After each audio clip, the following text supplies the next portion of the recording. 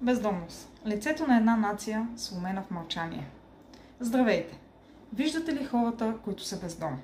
Те не са просто бездомни. Те са смазани души. Нечии изхвърлени деца. Нечии родители, загубили всичко.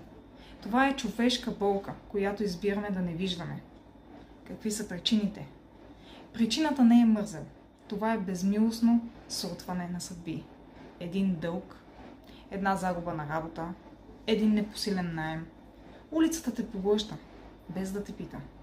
Нелекувана депресия, тежки зависимост, алкохол, наркотици.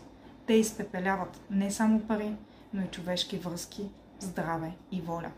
Изоставени, без подкрепа, сами срещу света, бягащи от насилие, оставени на улицата. Системен провал, луксозни домове пустеят, а за тях няма място. Приюти препълнени или унизителни. Бездомността не е избор. Тя е нашата колективна невидима болка. Тя е огледало на нашето общество, което сме изградили. Днес те спят на студ, гладни и забравени.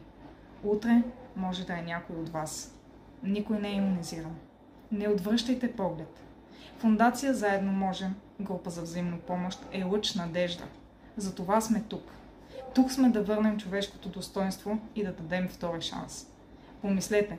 Споделете вашата история в коментари.